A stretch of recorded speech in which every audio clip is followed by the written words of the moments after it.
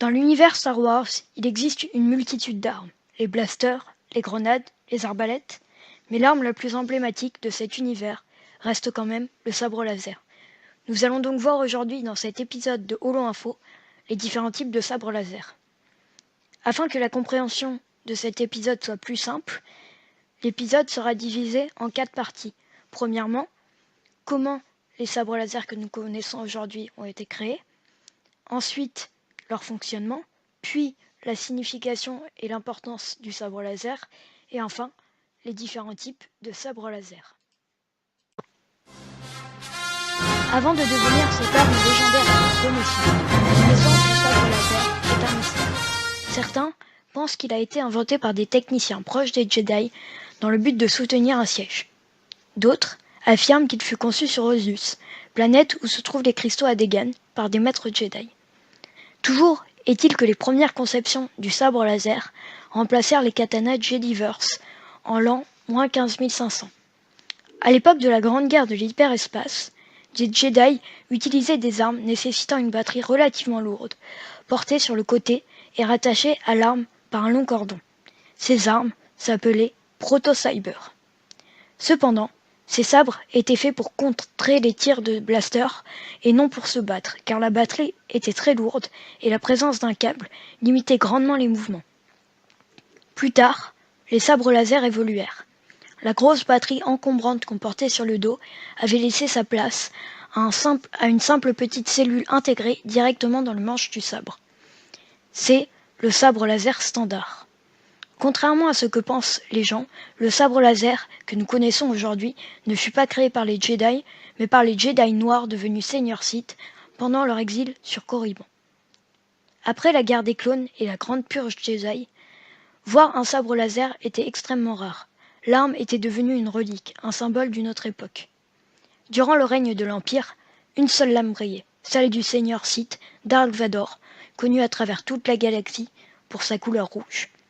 Avec la résurrection de l'ordre Jedi sous la tutelle de Luke Skywalker, le sabre laser retrouva son symbole de noblesse et de justice. Nous allons désormais passer au fonctionnement du sabre laser. Quand un Jedi appuie sur le bouton d'activation, l'énergie de la cellule se propage dans la chambre du cristal qui donne ses particularités au faisceau. Cette énergie est ensuite canalisée dans une matrice et passe par la lentille qui est chargée positivement avant de repasser dans une ouverture à la charge négative grâce à un canaliseur de flux à haute capacité. Enfin, les supraconducteurs jouent leur double rôle. Le premier, qui consiste à transférer l'énergie du canaliseur de flux à la cellule d'énergie, et le deuxième, qui est justement d'empêcher toute fuite d'énergie.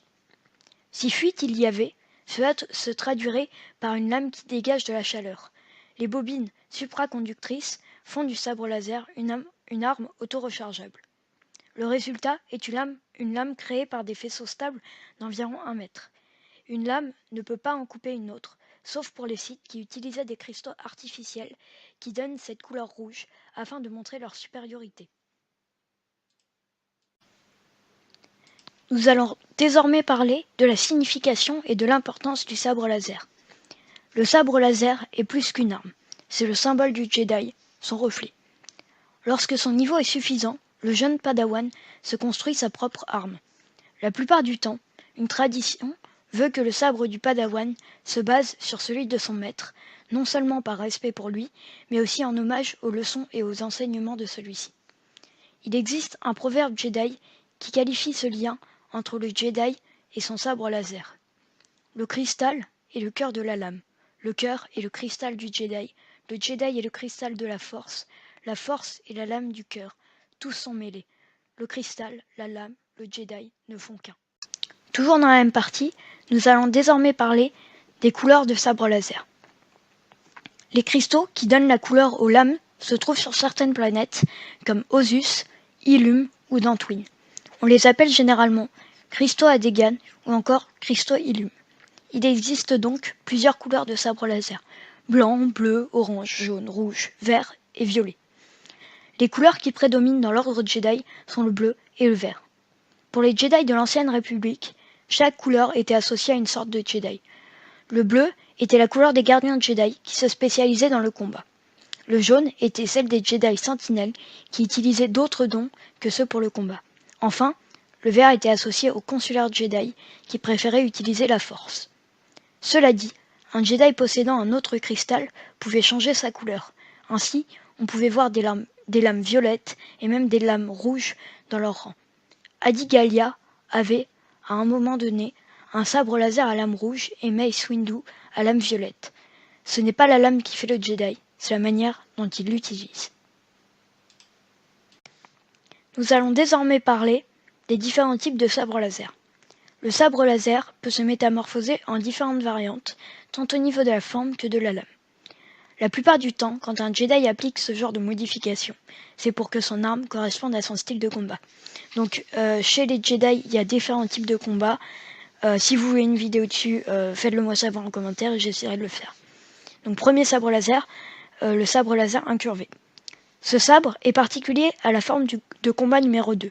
Du coup, maître de cette forme modifia son arme de telle sorte qu'elle lui permit d'en obtenir un contrôle parfait. Cependant, Dooku n'est pas le créateur de ce sabre. Il fut inventé par Dark Bane. De même, Asajj Ventress dans Clone Wars avait des sabres de ce type. Petit sabre laser ou Shoto. Quand je vous le dis comme ça, cela ne vous dit rien. Et pourtant, vous l'avez souvent vu, car c'est le type de sabre laser qu'utilise Yoda en raison de sa petite taille. On utilise plus généralement ces petits sabres laser dans la main non directrice quand le Jedi se bat à deux armes, ce qui permet au Jedi d'être parfaitement équilibré. Elle sert alors de dague ou de sabre de complément. Ahsoka Tano en possédait un. Ce sabre n'est pas fait pour taper, on laisse ça à la main directrice plus puissante. Chose à savoir, le Shoto est inspiré d'une arme japonaise appelée wakizashi, qui était un tout petit sabre servant à la stabilité du samouraï. Le double sabre laser. Extrêmement rare, cette arme est la plus souvent associée aux Jedi attirés par le côté obscur de la Force car elle fut créée à l'origine par Exar Kun, un ancien Jedi devenu Seigneur Sith. Elle fut ensuite oubliée pendant de nombreux millénaires. Par la suite, d'autres Sith utilisèrent ce sabre pour affronter les Jedi, comme Dark Maul. Cela dit, cette arme ne se cantonne pas aux adeptes du côté obscur, des Jedi la maniant aussi pendant l'Ancienne République et la Nouvelle République. Cette arme est très dangereuse pour l'adversaire et pour la personne la maniant. Le sabre laser fourché. Cette arme est en fait un sabre laser simple avec sur le manche un deuxième émetteur d'où surgit une lame plus petite perpendiculaire à la principale. Celle-ci sert à protéger la main. Kylo Ren en possède un, même s'il n'est pas le créateur. Cette arme peut également s'appeler Claymore laser, car elle est inspirée d'une épée ayant servi au temps des chevaliers, qui était assez imposante et avait également une garde. Le fouet laser.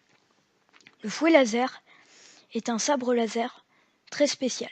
En fait, il s'agit d'un fouet dont la poignée est celle d'un sabre laser. La lame se crée sur là où l'est lanière du fouet. Son maniement est encore plus difficile que pour un sabre à double lame et est évidemment beaucoup plus dangereux. Le grand sabre laser. Ceci n'est qu'un simple sabre laser dont la lame est nettement plus grande que pour les modèles standards, et ce, pour s'adapter à la personne qui le manie, personne généralement très grande. Dark Malak utilisa son grand sabre laser pour affronter Revan. La canne laser. Cette arme était celle des chevaliers de Zakiel dans le jeu The Old Republic.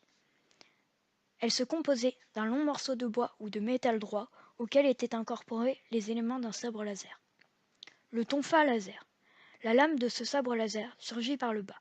Le potentiel de cette arme est difficile à exploiter, mais avec de l'entraînement et l'aide de la force, elle devient une arme redoutable. Cette arme est encore une fois inspirée d'une arme au Japon, s'appelant tonfa, et qui est utilisée en France par les forces de l'ordre sous le nom de matraque. Le sabre laser noir. Le sabre laser noir était un ancien sabre laser à la lame noire, créé par Tarre Vizsla, le premier Mandalorien à rejoindre l'ordre Jedi. L'arme fut ensuite gardée dans le temple Jedi après la mort de Vizsla. Des membres de la maison Vizsla attaquèrent le temple pendant un conflit des opposants Jedi pendant les dernières années de l'Ancienne République. Le sabre noir fut transmis de génération en génération par les membres de la maison Vizsla, même après que les idéaux pacifistes des nouveaux Mandaloriens eurent remplacé les traditions guerrières de Mandalore. Le dernier Mandalorien connu pour avoir possédé l'arme fut Pre Vizsla, chef de la Death Watch, pendant la guerre des clones. Il se servit du sabre laser dans le conflit qui l'opposa au nouveau Mandalorien, et notamment pendant son coup d'État. Maul récupéra l'arme lorsqu'il assassina Pre Vizsla. C'est la fin de cet épisode de Holo Info. J'espère qu'il vous aura plu. S'il vous a plu, vous pouvez me le faire savoir en commentaire et en mettant un like. Et s'il ne vous a pas plu, vous pouvez également me le faire savoir en commentaire. C'était Holo Vidéo et à la prochaine.